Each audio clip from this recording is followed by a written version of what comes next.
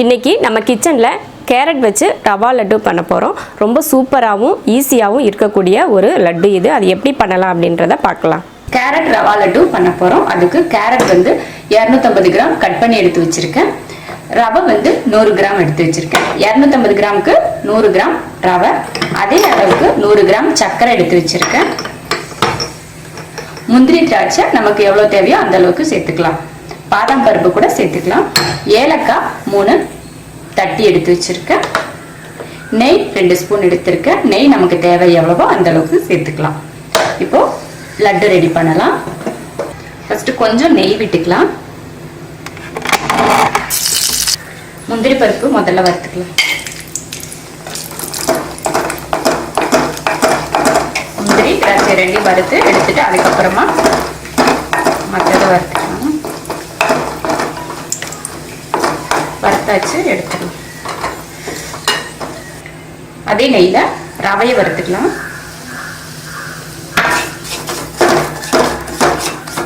நெய் பிடிக்கலைன்னா தேங்காய் எண்ணெய் ஊற்றி வறுத்துக்கலாம். ரொம்ப ப்ரௌனாக வறுக்கணும்னு இல்லை, நல்லா அந்த ரவை வறுக்கிறப்போ ஒரு மணம் வரும். அந்த மணம் வர வரைக்கும் வறுத்தா போதும். ரவையை வறுத்தாச்சு, மாற்றி வச்சிடலாம். இப்போ ரவையை எடுத்துட்டு மறுபடியும் கொஞ்சம் நெய் விட்டுக்கலாம். இதில் கேரட் போட்டு வதக்கிக்கலாம்.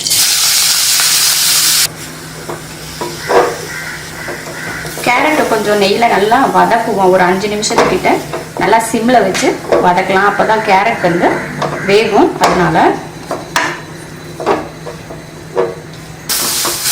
கேரட் வந்து நல்லா வதங்கியாச்சு. நம்ம வதக்கினது வந்து கலர் மாறி இருக்கும். அதே பார்த்தா வதங்கியாச்சுன்னு அர்த்தம். இதில் நம்ம சர்க்கரை சேர்த்துக்கலாம்.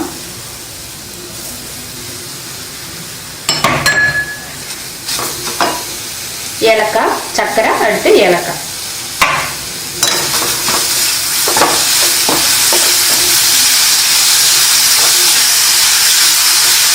சூடுக்கு சர்க்கரை கரைஞ்சி அதுலேருந்து தண்ணி விட்டு வருது.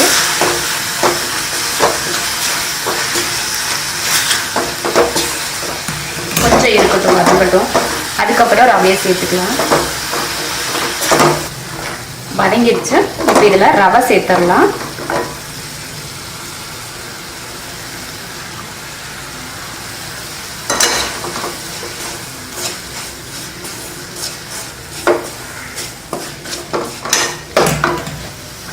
வறுத்து வச்ச முந்திரி திராட்சை இதில் சேர்த்துடலாம். அடுப்பை ஆஃப் பண்ணிடலாம். இப்போ ரவையும் கேரட்டும் நல்லா கலந்துடலாம். அப்போதான் ஒன்னோட ஒன்று நல்லா ஒட்டும்.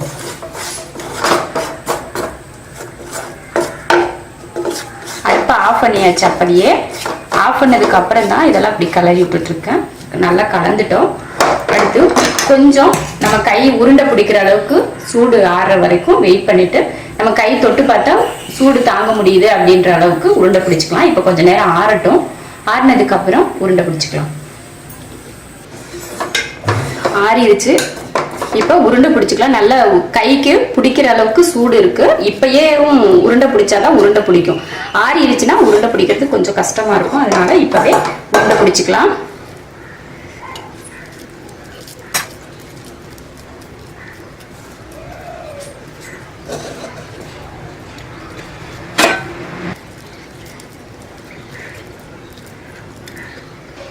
இப்படி எல்லா லட்டையும் உருண்டை பிடிச்சிக்கலாம். லட்டு உருண்டை பிடிச்சாச்சு. 1/4 கிலோ கேரட்டுக்கு 8 லட்டு வந்திருக்கு. நீங்களும் இது போல ரவையும் கேரட்டும் கலந்து லட்டு பண்ணி பாருங்க. ரொம்ப சூப்பர் டேஸ்டா இருக்கு. பிடிச்சிருந்தா லைக் பண்ணுங்க. மற்றவங்களும் பார்க்கணும்னு நினைச்சீங்கன்னா ஷேர் பண்ணுங்க. மறக்காம சப்ஸ்கிரைப் பண்ணுங்க. நன்றி.